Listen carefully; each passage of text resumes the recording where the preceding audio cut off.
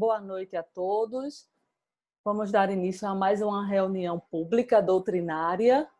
E, antes de tudo, eu gostaria de avisar que ainda estamos recebendo doações para a nossa campanha do quilo. As doações podem ser feitas até amanhã. Aí, quem puder e tiver interesse, desejar contribuir, pode entrar em contato conosco para fazer sua doação.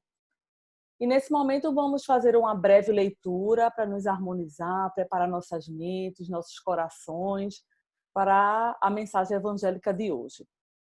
Eu vou ler um texto psicografado por Divaldo Franco, pelo Espírito Joana de Ângeles, do livro Vida Feliz.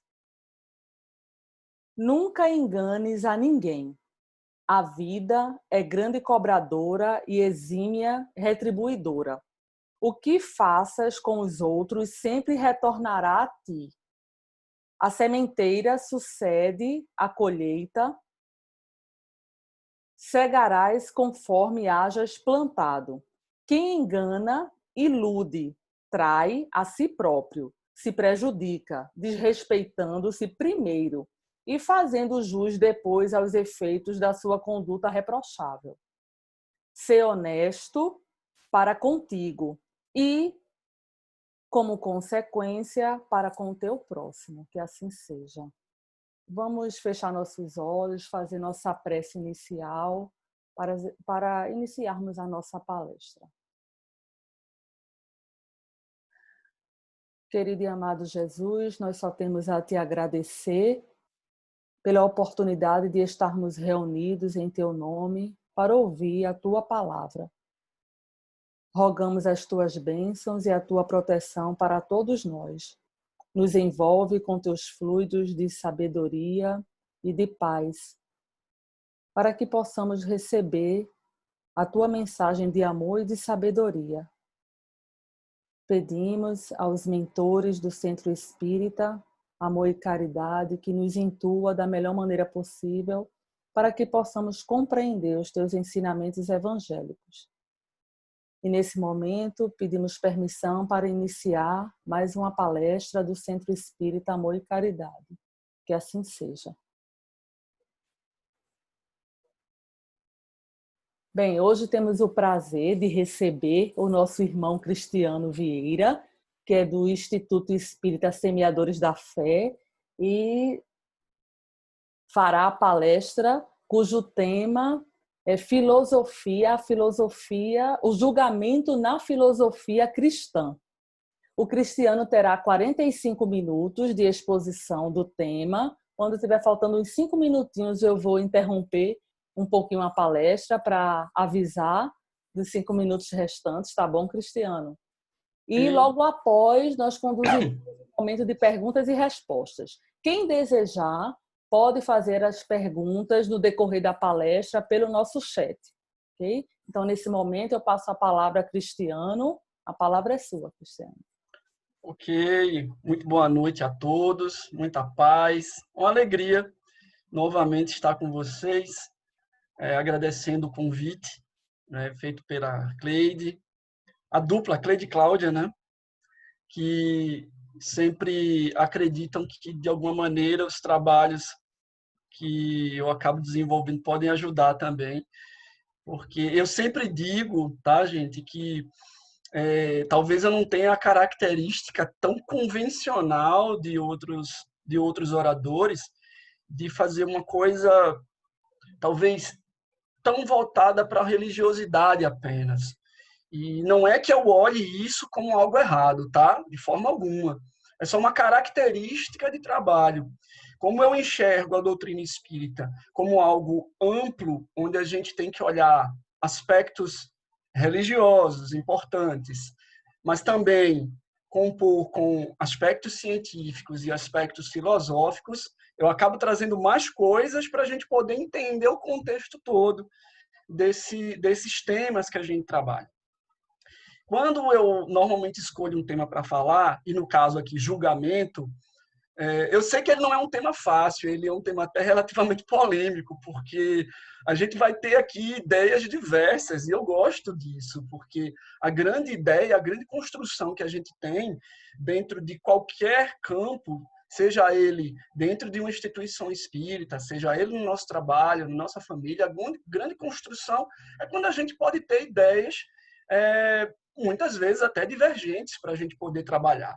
A gente não pode imaginar que só existe um caminho e apenas uma ideia trazida por alguém que vai ser válida. É lógico que, no nosso caso, como cristãos, como uma doutrina cristã, a gente tem um modelo que a gente segue, que é o Cristo. No entanto, a gente muitas vezes pode ter algum tipo de percepção que é importante trabalhar, não é? Então, quando eu trago a ideia do julgamento, e quando eu trouxe isso pela primeira vez aos Semeadores da Fé, a gente teve muitas discussões interessantes. E uma das quais foi olhar o momento atual que a gente vive. Quando eu falo no momento atual, não necessariamente a questão da pandemia, mas ela também, porque ela reforçou uma coisa que talvez a gente não tivesse a percepção exata, que é a força das redes sociais e do campo virtual e como os julgamentos se processam nesses locais. É interessante como a gente pode perceber que a gente vive hoje numa sociedade tão mutante, que as coisas mudam tão rápido, que as redes sociais têm uma influência enorme nesse nosso momento. E quanto a isso, o julgamento faz total referência a esse processo. Porque quando a gente fala de redes sociais, e aí a gente está falando desde Facebook, Instagram, como também aquilo que a gente fala e discute no WhatsApp e em outras redes, a gente sempre tem uma ideia de comparativos de vida que são feitos. Tá? Então, eu vou lá no meu Instagram, eu recebo uma notícia no meu WhatsApp, eu vejo no meu Facebook uma determinada situação, que pode ter sido até uma postagem de algum companheiro nosso, e naturalmente eu trago as minhas concepções de vida e surge a ideia de um julgamento. É absolutamente natural e incrivelmente rápido como isso acontece. E muitos desses julgamentos, infelizmente, acabam sendo prejudiciais, não só para a gente, quanto para outras pessoas que a gente está falando, né? Ou está se referindo. Imagine só uma postagem sobre política. E aí alguém escreve algo sobre determinado candidato, e aqui eu não vou entrar no mérito de quem é o candidato, partido A, B ou C, cada um tem as suas convicções, mas alguém escreve algo. E aí eu posso não concordar com aquilo. Não concordando, surge naturalmente um julgamento a respeito da pessoa que postou, a respeito do candidato, a respeito do partido, e aí surgem os famosos julgamentos de ódio. Vivemos em uma sociedade, infelizmente, de intolerância virtual, que muitas vezes é também levada para o dia a dia prático. Eu vejo isso porque eu trabalho numa empresa, que é a Compesa, já falei isso outras vezes quando eu fui no Amor e Caridade, e lá dentro é um burburinho de discussões, muitas vezes. Porque é uma empresa que naturalmente tem cabeças diversas dentro de um mesmo ambiente e cada um acaba julgando conforme as suas convicções. O grande problema desse aspecto é que a gente talvez não perceba que existe uma diferença entre uma opinião e um julgamento moral. Vocês já pararam para pensar sobre isso? Se pararam, escrevam aqui no chat que eu vou acompanhando vocês, tá? Porque, na verdade, existem diferenças. Vamos lá, vamos tentar simplificar para a gente entender. Renata gosta de tomar Coca-Cola, por exemplo. Não sei se gosta, tá? É só um exemplo aqui. Não sei. Ela gosta de tomar Coca-Cola. A Cláudia já disse que não gosta. Enfim, veja como é interessante, né? Ela já fez assim. Certamente ela não curte a Coca-Cola, né? Então, veja, a Cláudia pode gostar, por exemplo, da Guaraná Antártica. Olha, não é propaganda de nenhuma das duas, por favor, tá? É só um exemplo. Existe a Renata que gosta da Coca-Cola e a Cláudia que gosta da Guaraná Antártica. Se eu perguntar, Renata, por que você gosta da Coca-Cola? Sei lá, ela pode dizer, eu acho o sabor interessante. E ela, assim, eu não preciso perguntar mais nada para ela. É uma opinião dela. E tá tudo certo. Cláudia pode dizer, não, eu acho que agora na Antártica faz menos mal para mim. Também é uma visão dela, uma opinião dela. Veja que em nada afeta nenhuma das duas. Só que quando a gente vai para um lado moral, aí a gente deixa de olhar uma coisa que é apenas uma opinião simples, que não precisa de muitas questões para ser dita, para uma concepção de análise de pessoas. Aí a coisa muda. Aí a coisa muda. Você quer ver um exemplo? Eu vou dar um exemplo aqui, gente, e eu queria que vocês compreendessem que é apenas exemplificativo o que eu vou dizer. Ninguém precisa concordar, tá? Essa semana foi bem interessante porque eu gosto de trazer as coisas que eu vivencio, porque isso é o nosso dia a dia, é como a gente vive, de alguma forma. E eu lembro que conversávamos sobre o... Vocês devem lembrar do caso do goleiro Bruno, que é que infelizmente envolveu-se na questão de um assassinato da mãe do filhinho dele, né? E aqui eu não vou entrar no mérito, tá? De julgamento moral de A, B ou C. O que eu coloquei numa conversa foi que algumas pessoas diziam: ele está solto e ele está jogando futebol. Eu não concordo. Ele é uma pessoa... E aí começou a falar algumas coisas meio pesadas sobre ele. E eu achei interessante porque vinha uma força tão grande a respeito da pessoa, e aqui eu não estou dizendo que o que ele fez é certo, que o que ele fez é errado, que ninguém tem que concordar se ele deveria estar preso ou não, tá? Temos a justiça humana, que define os crimes e as penas que as pessoas devem cumprir, e também os momentos que elas devem ser soltas. Enfim. E aí eu apenas coloquei uma ideia que foi: então ele não deveria estar trabalhando. Eu só levantei a colocação. Então, se a gente tem a ideia de que as pessoas podem melhorar de alguma maneira, se ele foi solto pela justiça e conseguiu um emprego, como é que a gente vai tratar a ideia de você ressocializar alguém? Se ele já foi condenado de uma maneira, eu faço uma segunda condenação moral, nesse caso moral, porque ele foi condenado judicialmente. Então, eu estou falando fazendo uma condenação moral à pessoa. Então, eu perguntei, sem dizer que A ou B estava certo ou errado, como é que eu vou tentar melhorar alguém e como é que eu acredito na evolução de alguém se eu não permito que essa pessoa possa ter a condição de se melhorar? Veja como é interessante, porque eu entendo, e eu não disse para as outras pessoas que elas não deveriam pensar como elas pensavam. Cada julgamento tem muita força de acordo com as convicções que cada um tem, tá? E, infelizmente, muitas vezes descamba para uma discussão raivosa, às vezes violenta, que não ajuda no processo de crescimento de nenhum de nós.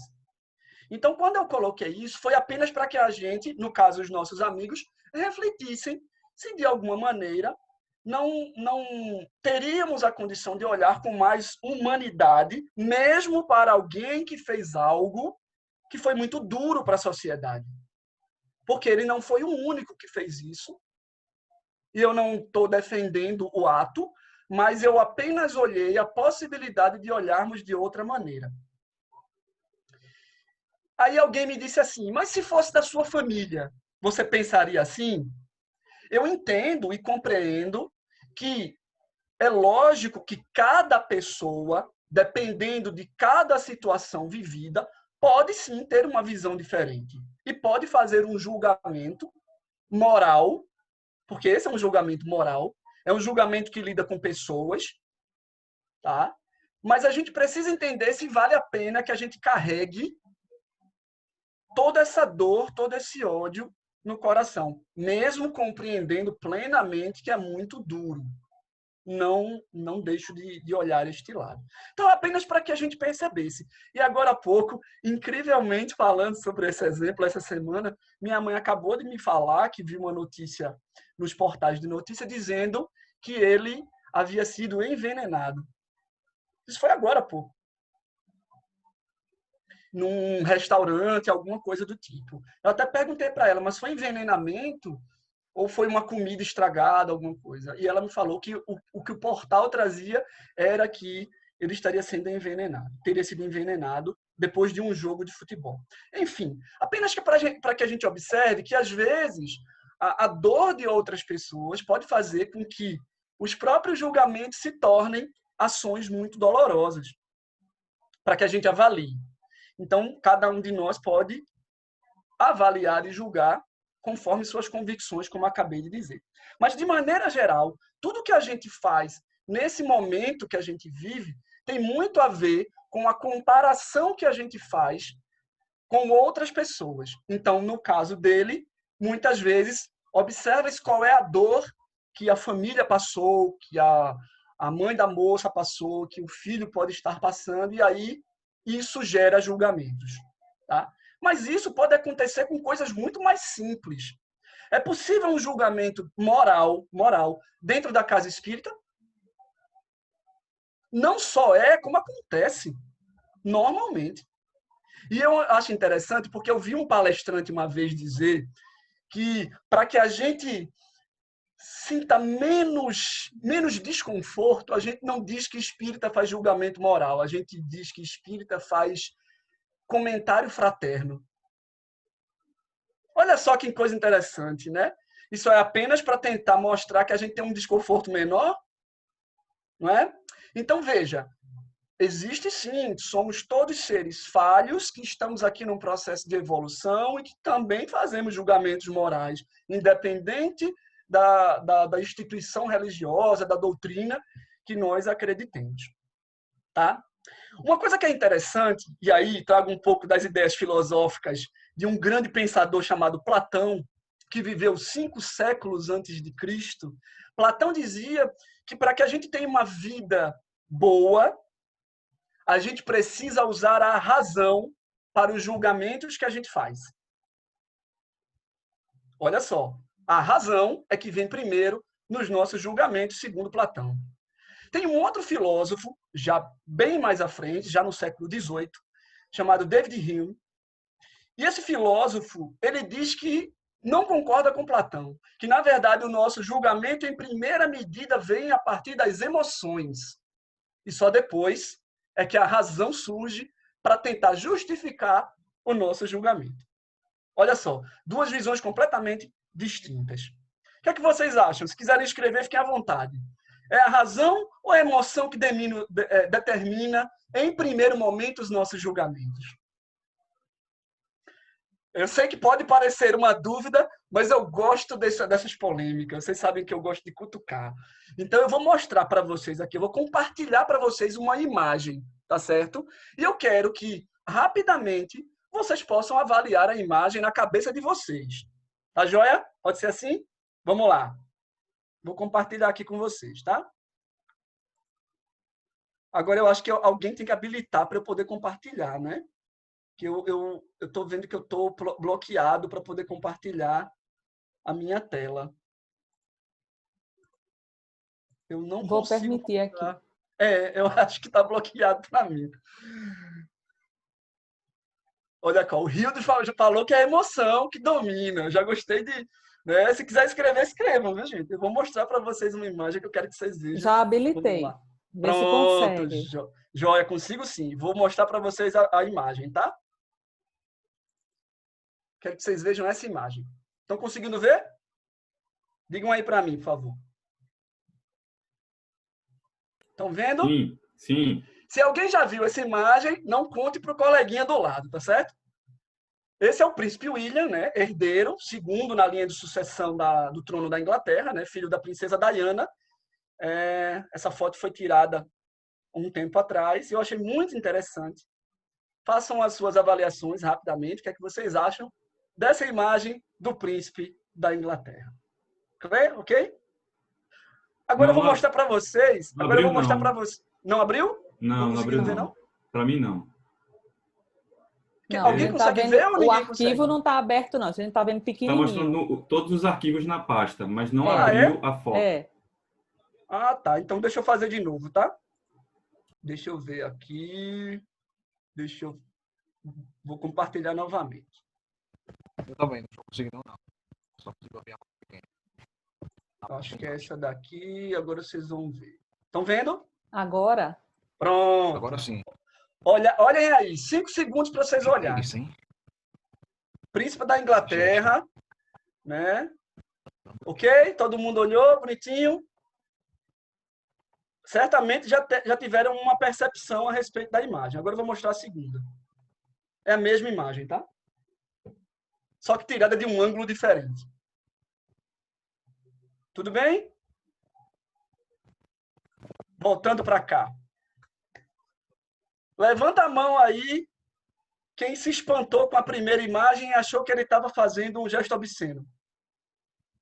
O Birajara, Rildo, Cleide e Michele, não é isso?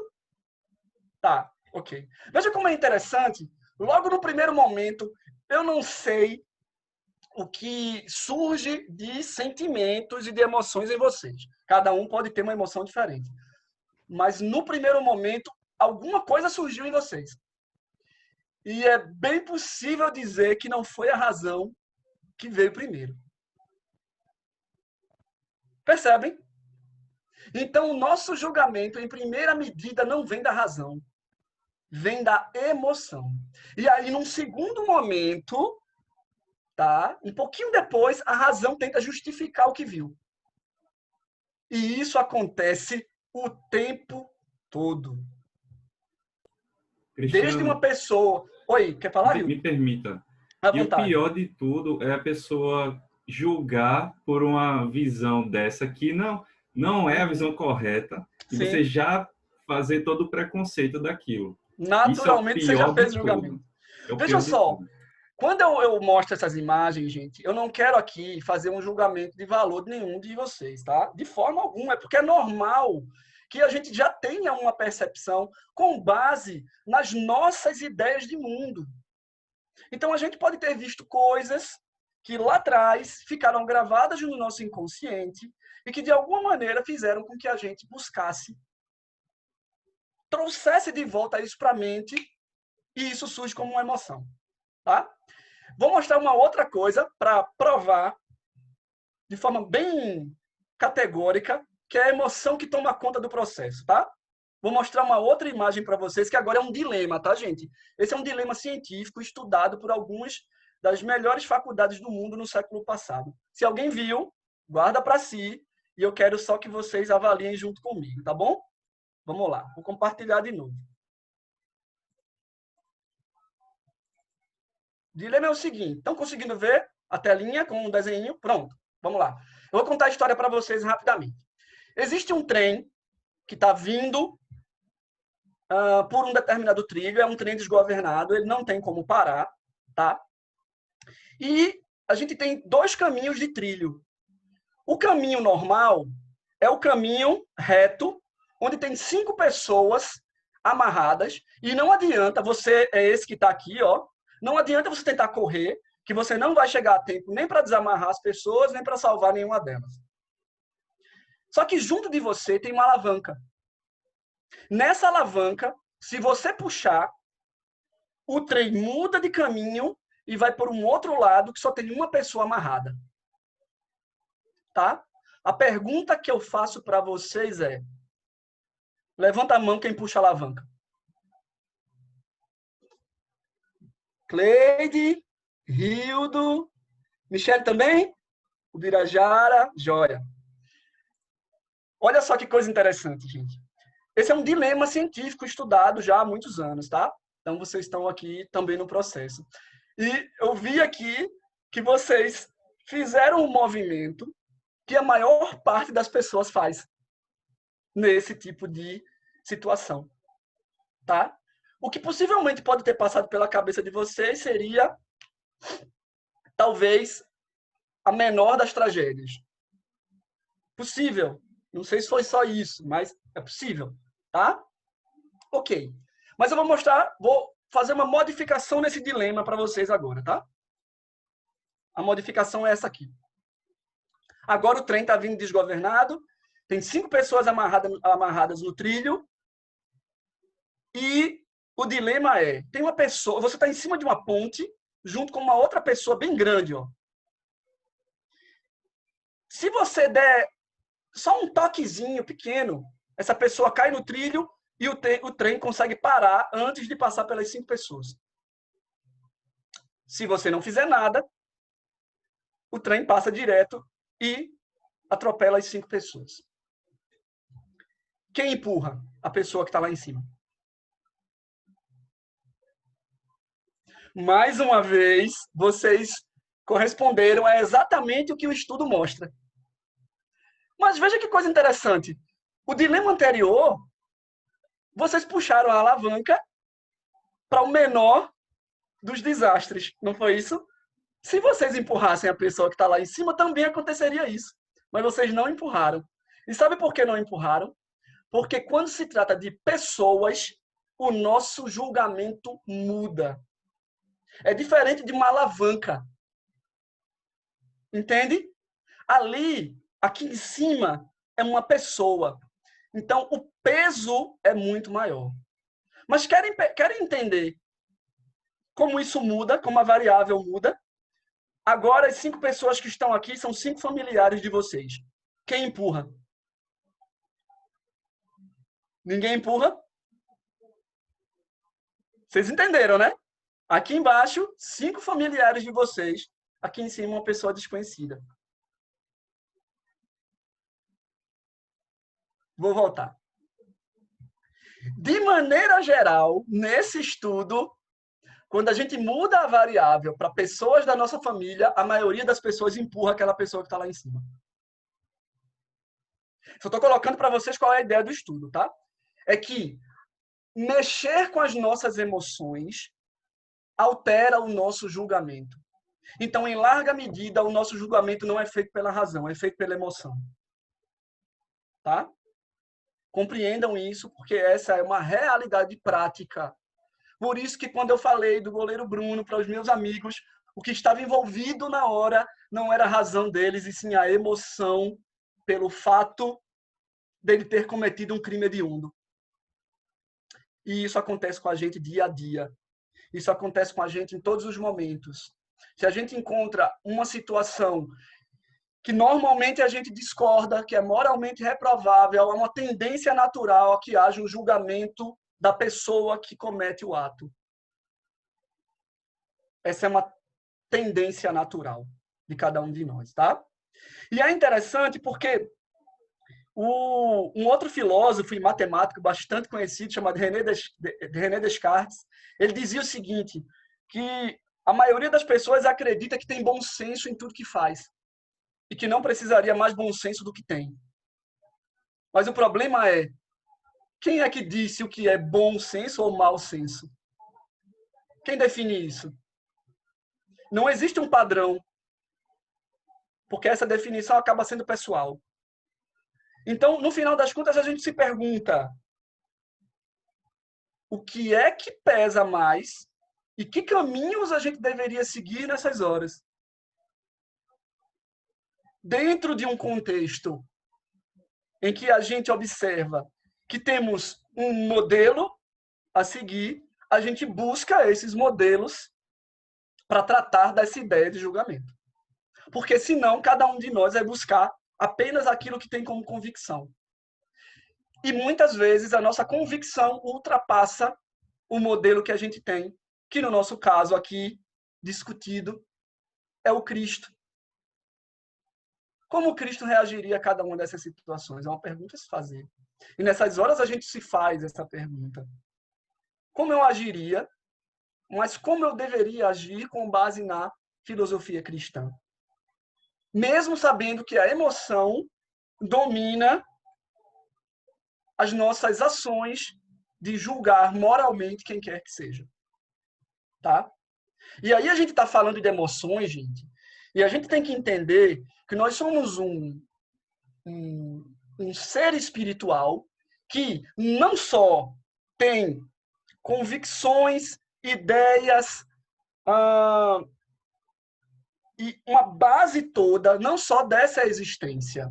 A gente traz várias outras coisas de existências anteriores e somos colocados à prova em cada um dos momentos que a gente vive. E a gente pede para passar por situações que nos coloquem à prova, não é? Se a gente for falar, por exemplo, de dois grandes psicanalistas, Freud dizia que a gente tem um chamado inconsciente individual que a gente reprime desde a infância, que a gente não quer mostrar para a sociedade porque ele pode ser moralmente reprovável. Mas Jung já dizia que nós temos um inconsciente coletivo, e aí se aproxima muito mais da ideia das nossas heranças espirituais. Nós vivemos muitas e muitas existências antes desta que vivemos agora. E trazemos toda essa bagagem até esse momento. E essa bagagem influencia nas emoções que nós temos. Porque, senão, imagine que uma mesma situação, uma pessoa vê de uma determinada maneira e outra vê de uma maneira completamente diferente. Eu posso ver uma situação em que eu tenho uma raiva de determinada pessoa e a outra simplesmente não consegue entender nada. Não consegue ter a mesma raiva. Por quê? Porque cada uma tem uma bagagem diferente. No nosso caso, considerando a doutrina espírita, a gente tem uma bagagem espiritual imensa até este momento. E que nos faz refletir sobre como estamos vivendo agora. Será que eu sou um ser julgador que passa o tempo todo julgando moralmente os outros? Ou eu tento, mesmo que tenha um impulso emocional inicial, esse impulso me dá um gatilho para calma, eu não preciso pensar de uma maneira tão rígida e dura. Porque o impulso emocional ele vai surgir. Saibam que ele vai surgir. A questão é se eu deixo ele me conduzir ou se eu travo como um grande gatilho mental e digo, peraí, será que isso faz parte dessa convicção moral e cristã que eu acredito? Esse é um ponto importante que a gente tem que perceber. E é claro que a gente tem que olhar para isso de maneira global. O julgamento que a gente faz aqui no Brasil pode ser diferente do que a gente vê em outros países. Tá? Por exemplo, no Brasil, a gente não tem pena de morte, ok? Não tem pena de morte instituída. Nos Estados Unidos, alguns estados têm e outros não. Não é o país inteiro. É por estado. Tá? Mas no Brasil, eu conheço pessoas que dizem, se tivesse pena de morte, eu queria que essa pena de morte fosse aplicada em tal caso. Enquanto outras dizem, não, eu acredito que aquela pessoa possa pagar dentro das normas jurídicas que a sociedade define, sem necessariamente eu ter que fazer exatamente aquilo que ele fez. Não é? Porque senão entraríamos na lei de Talião, né? Olho por olho, dente por dente. Se alguém me faz um mal, aquela pessoa tem que pagar com o mesmo mal. O meu julgamento vai entrar nessa ideia, né, de pagar o mal com o mal. E esse é um perigo que a gente corre. Tá? Enquanto cristãos, eu não estou falando nem só enquanto espíritas, enquanto cristãos. Tá? Mas existem alguns países em que isso pode ser considerado absolutamente normal. Tá?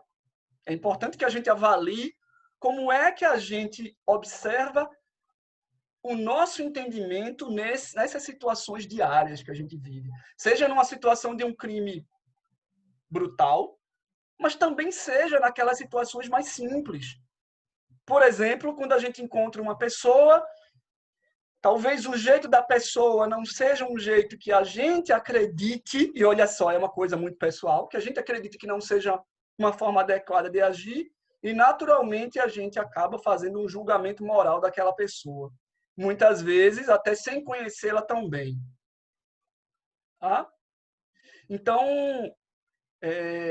é bastante importante que quando a gente observe essas questões, e eu trago essas questões de testes científicos, para a gente entender que, no final das contas, não é uma simples questão de parar, raciocinar e fazer o que é moralmente correto.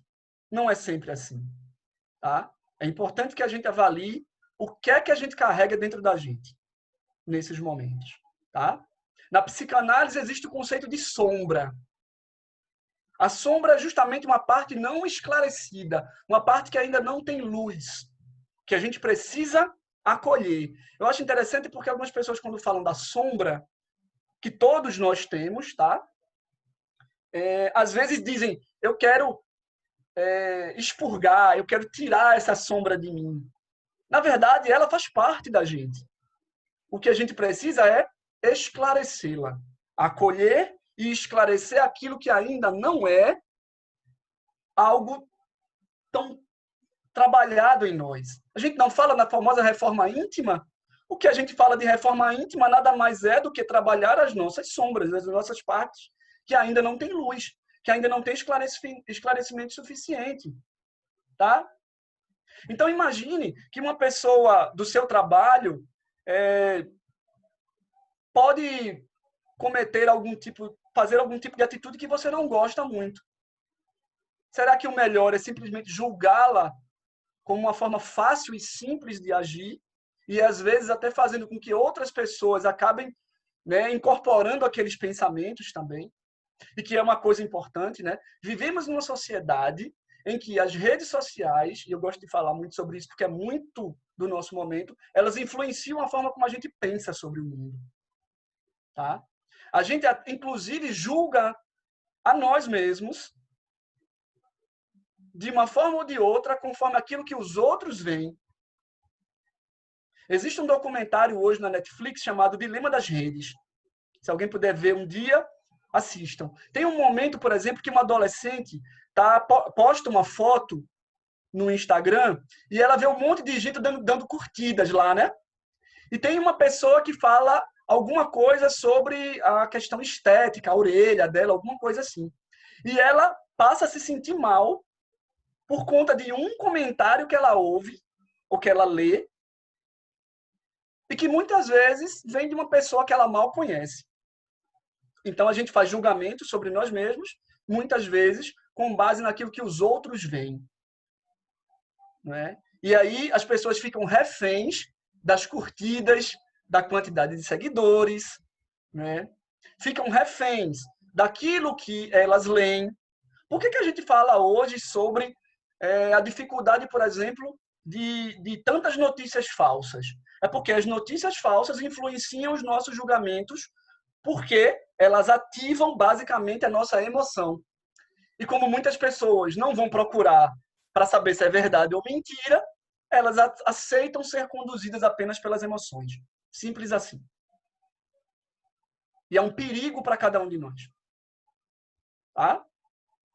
Então, quando a gente começa a falar sobre isso, e aí eu trago aqui uma parte do Evangelho segundo o Espiritismo, um item do Evangelho segundo o Espiritismo, que está lá no capítulo 10, né? E item 9, que é o cisco e a trave no olho. O que é que a gente vê nessa passagem? Diz o seguinte: como é que vedes um cisco no olho do vosso irmão e não conseguis ver a trave no vosso olho?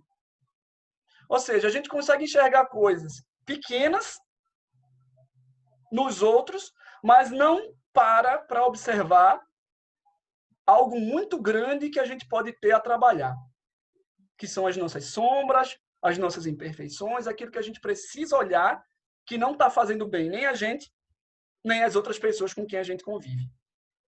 Na continuação, diz o seguinte: ou, como é que dizeis ao vosso irmão, deixai-me tirar um cisco do teu olho, vós que tendes no vosso uma trave?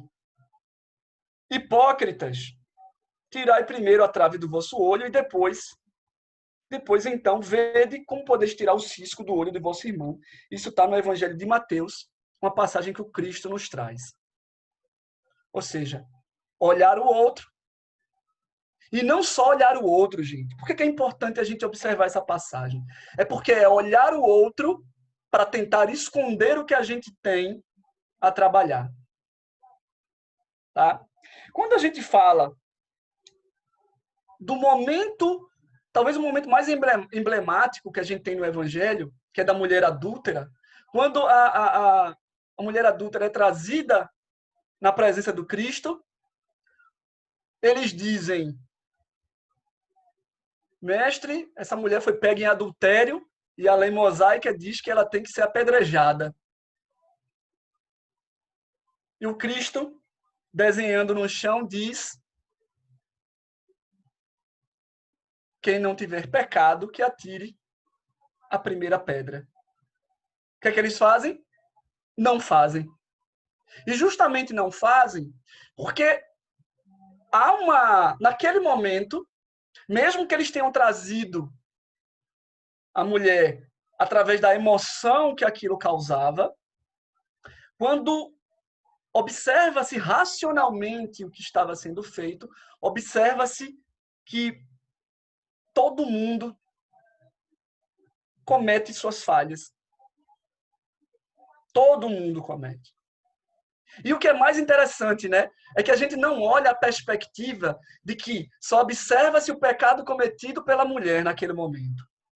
Mas ela cometeu esse pecado sozinho? Não. Então, aqueles que queriam que ela fosse julgada, em grande medida, queriam talvez ser absolvidos daquilo que tinham feito também. E hoje em dia não é assim. A mulher, muitas vezes, ela, numa mesma situação, observem como é interessante. Esse é um debate importante. Se você pega uma situação de traição no século XXI hoje, e você olha como é que a mulher é julgada e como é que o homem é julgado, em muitas vezes o peso é diferente. E a gente está falando de mais de 2000 anos depois que o Cristo colocou esse mesmo dilema para cada um de nós. Mas a gente ainda insiste em julgar. Como se todo mundo fosse perfeito, né? Para que pudesse dizer, não, eu posso julgar. E olha o que é interessante, né? Porque a ideia do julgamento, trazida para o Cristo, um ser perfeito, e qual é a atitude dele? É o não julgar. Ele não sentia a necessidade de fazer qualquer tipo de julgamento. Mesmo tendo a evolução que tinha. Esse é um ponto importante que a gente precisa avaliar, gente, porque, na maioria das vezes, a gente, quando olha essa passagem, talvez não perceba a grandeza que ela nos traz para refletir sobre isso. O quanto é fácil fazer um julgamento quando você talvez esteja em maioria, como era o caso daquele momento dos homens. O quanto é fácil julgar através das emoções. E o quanto o Cristo pede para a gente, pare e avalie o que você está dizendo. Pare e veja se realmente você não está olhando o cisco no olho do seu irmão e não está deixando de ver a trave no seu olho. Pare para observar esses detalhes e comece a perceber se de fato é isso que você precisa fazer. Se você precisa ter essa posição de superioridade para julgar quem quer que seja. Não é melhor a gente parar e olhar para nós com humildade e avaliar aquilo que o Cristo disse? Ou seja, olhe para você, querido, olhe para você, querida. Avalie aquilo que você tem de imperfeição. Deixe o outro também olhar o dele. Pare de ficar olhando o mundo externo e achar que você é perfeito. Você não é. Ninguém é. Ninguém está neste nível ainda. Mas a gente insiste em fazer isso no estalar de dedos, como se fosse trocar uma camisa. Tá? Eu vou trazer uma pergunta aqui do Livro dos Espíritos que eu acho bastante interessante, que é a pergunta 909. E Kardec pergunta o seguinte: o homem sempre poderia vencer suas más tendências mediante seus próprios esforços? E a espiritualidade diz sim, e às vezes com pouco esforço. com pouco esforço. E ainda diz o seguinte: o que lhe falta é vontade. E ainda diz, com uma certa tristeza, imagino eu, como são poucos os que se esforçam entre vós. Porque julgar é fácil, né? Mas e o esforço para tentar dominar esse processo todo? Como é que é? Né? E eu ainda trago uma outra pergunta que eu acho bastante interessante para a gente, que diz o seguinte, olha só. Pergunta 904 do Livro dos Espíritos. Incorrerá em culpa aquele que sonda as chagas da sociedade e as expõe em público? Ou seja, é culpado aquele que fica olhando o que os outros estão fazendo de errado e ainda fica divulgando isso que os outros estão fazendo de errado? E a resposta é: depende do sentimento que o inspire. Olha só, depende do sentimento que o inspire. Se o escritor apenas visa produzir o escândalo, ou seja, se eu quero apenas criar polêmica naquilo que eu estou falando, isso é apenas um prazer pessoal, né? Apresentando aquilo, né, que constitui um mau exemplo. O espírito aprecia isso, mas pode vir a ser punido por essa espécie de prazer que sente em revelar o mal. E ainda uma outra pergunta que diz, nesse caso, como julgar a pureza das intenções e a sinceridade das pessoas? E a espiritualidade diz, isso nem sempre é útil. Se ele diz boas coisas, aproveite essas boas coisas que são ditas. Se proceder mal, é uma questão de consciência que só a ele interessa. Então é importante que, se a gente observe essas questões de olhar aquilo que a gente está falando como aprendizado, já estou no meu tempo, né? Luciano, então, só pra... desculpa interromper, não, 5 sem problema. Só para a gente poder finalizar aqui, tá? Então, se a gente aproveita aquela situação que a gente está observando como um aprendizado, ótimo. Mas se a gente quer apenas criar a polêmica, esse julgamento é apenas um prazer pessoal. Então, o que é que eu coloco para vocês para a gente encerrar essa primeira parte até ver as perguntas? É possível sim, gente, a gente fazer um julgamento de uma situação sem julgar a pessoa. São duas coisas diferentes. Eu posso olhar uma situação que eu não concordo e que eu aprendo com aquela situação, mas eu não preciso julgar a pessoa que está envolvida com aquela situação. Então, se a gente observa e separa isso, eu posso olhar que uma pessoa que comete um crime, eu posso entender que aquele crime não me ajuda, eu posso entender que aquele crime me faz aprender que eu não devo fazer aquela mesma atitude, mas eu não preciso olhar a pessoa como alguém que está condenado. Tá? São duas coisas diferentes. E com isso, eu acho que a gente pode parar aqui para a gente poder conversar um pouquinho e vocês perguntarem, que se vocês tiverem dúvidas sobre esse trabalho, tá bom? Excelente explanação. Vamos passar para o nosso momento de perguntas e Vamos respostas. Lá. Tem alguns comentários que foi feito logo no início, naquele momento de interação. Sim, eu vou falar também. Vamos lá. Cleide comentou, né, que existe um trabalho bem legal de ressocialização, acho que é de Rafael Lazzarini. Bom, muito bom. Né? Ana Paula, naquele exemplo do trem, a pessoa que estava em cima, ela disse que empurraria assim, se fosse alguém da família. É normal, tá? É normal. Eu fiquei pensando naquele momento. Você racionalizou.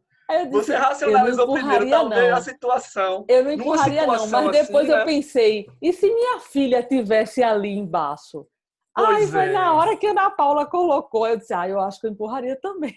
Gente, só para deixar claro, que esse é um dilema estudado por algumas universidades renomadas no mundo inteiro. E ele só é colocado ali de uma maneira bem, vamos dizer, bem drástica, para a gente entender que a emoção, em primeiro momento, é que domina o nosso julgamento. É verdade. Não é porque eu sei que é uma situação muito difícil aquela. Eu entendo. Tá? Tanto é que quando a gente começa a usar a razão, o julgamento torna-se muito difícil. É, E você prefere até nem julgar, né? Você sim. para e às vezes você nem sequer julga quando você começa Isso. a utilizar a razão. Eu falei do filósofo David Hume. Ele diz o seguinte, que ele diz que a emoção é quem domina a razão no caso de um julgamento. Ele faz uma metáfora dizendo que é como se eu tivesse um elefante, esse elefante seria a nossa emoção, e em cima do elefante tem uma pessoa. Essa pessoa é a razão. Se essa pessoa quiser dominar o elefante, ela domina? Não. Se o elefante quiser, ele vai e atropela quem ele quiser. Entende? Mas ele, aos poucos, pode tentar trabalhar o elefante para que o elefante fique mais adaptado aos comandos que ele dá. Não é fácil, em grande medida é a emoção mesmo que domina a gente, tá? Isso. E muitas vezes a gente acha que tem determinada atitude, mas quando a gente está vivenciando a situação, nossas atitudes são totalmente diferentes. Porque Sim. na maioria das vezes a gente nem se conhece, né? Olhar agora é olhar de forma fria, e olhar de forma fria é forma racional. Isso. Na hora em que você está vivenciando é que a coisa pega. É, exatamente. Vamos lá. Michele falou que Cristo pararia o trem. Também Boa. concordo. Gostei também. Boa. Aí temos duas perguntas de Hildo. A primeira, as perguntas de Hildo foram bem assim. O Cristo deve julgar? O cristão deve julgar? Ou não julgueis para não ser julgados? O cristão, ele vai julgar. Não é que ele deve, não. Ele vai. Tá? Porque, como eu falei para vocês, as emoções vão surgir no primeiro momento. A impressão... Quando vocês viram a foto do príncipe William, vocês perceberam que, naturalmente, vem uma impressão emocional. Vem algo do tipo, como é que um príncipe pode estar fazendo isso? Que gesto é esse? É natural que isso aconteça. A grande questão é, cada vez que a gente começa a se trabalhar, a gente vai fazer com que haja um gatilho. Que quando aquela emoção surge, é como se a gente dissesse, opa, peraí. Será que eu preciso disso? Será que eu preciso entrar nesse campo de julgamento tão doloroso, tão pesado? Né? Então, assim, o que eu acredito nesse aspecto é que o Cristo nos disse lá atrás, pare e avalie. Pare e reflita. Eu sei que a emoção está tomando conta de vocês que querem apedrejar a moça, mas será que vocês também não cometem erros? Ou seja, ele faz com que a gente pare para refletir. Então, o julgamento vai ocorrer, mas cada vez mais que a gente olha para os julgamentos e depois raciocina, caramba, eu acho que eu não deveria ter pensado daquela forma, foi muito pesado a minha visão sobre aquele assunto. Quando a gente vai treinando isso diariamente, a gente vai deixando de julgar as pessoas para olhar a situação e dizer, aquela situação não é algo que eu concordo, eu não faria daquela forma, eu não preciso julgar a pessoa, tá? Então, a gente vai começando a diferenciar e separar um pouco mais esse processo todo, tá? Isso. Bem, a outra pergunta é, o julgamento de quem tem conhecimento espírita é diferente do julgamento de quem não tem esse conhecimento? Excelente pergunta essa, né? Não, excelente. O que acontece?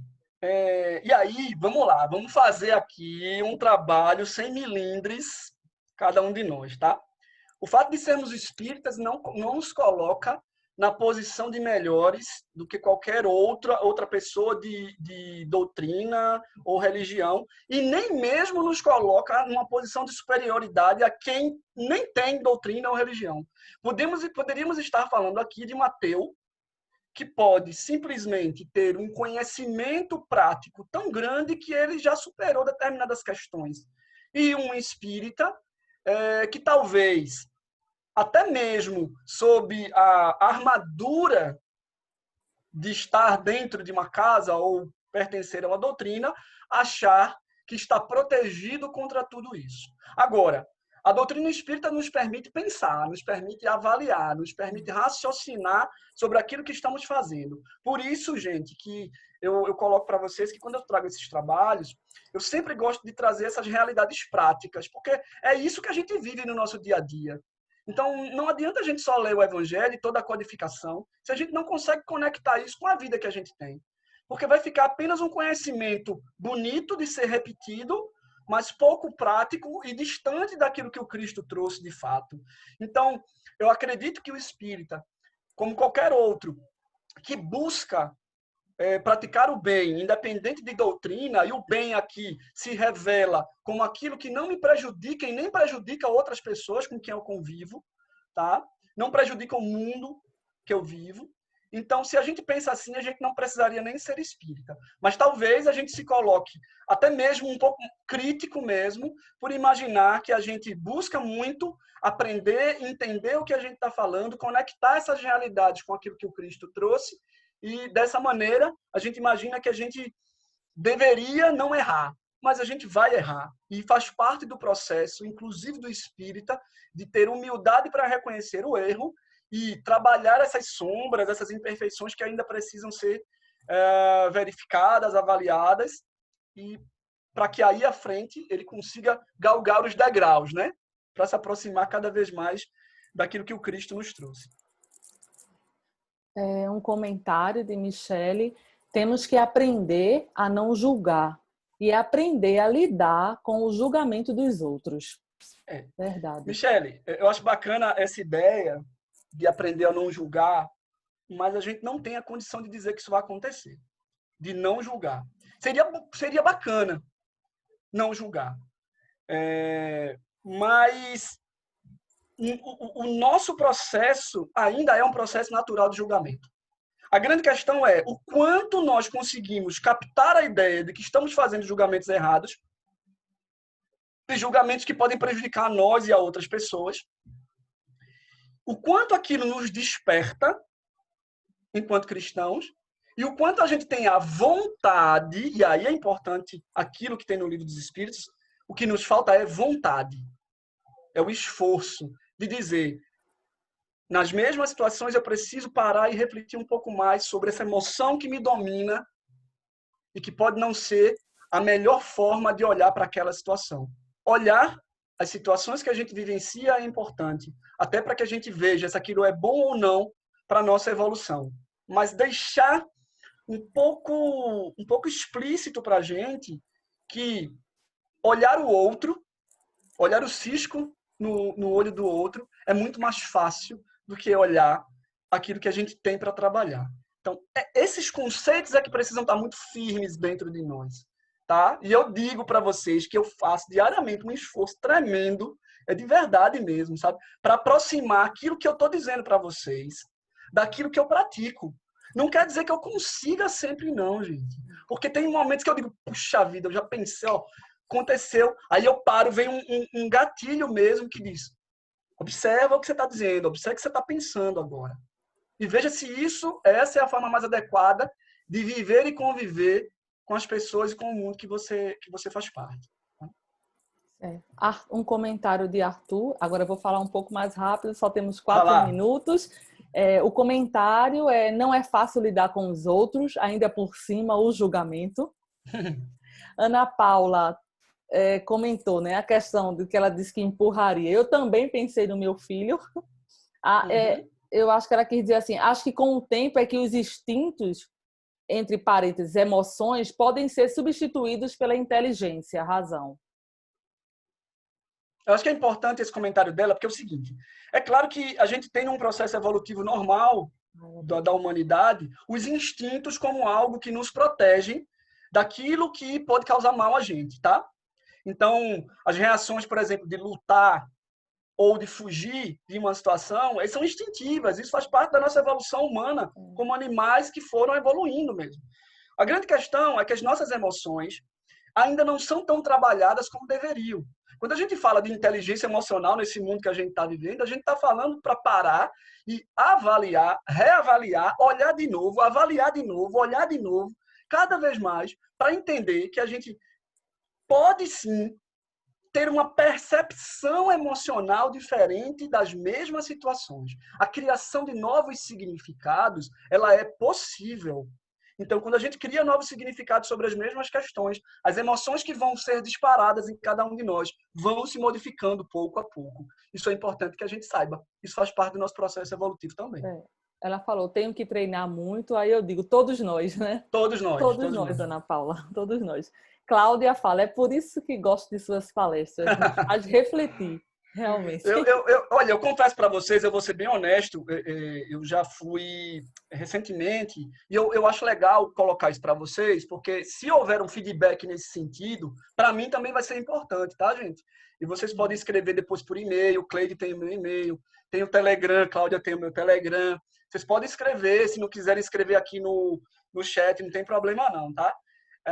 Que é o seguinte, já trouxeram para mim a ideia de que eu acho que você precisaria trabalhar mais o lado religião, o lado religioso da coisa.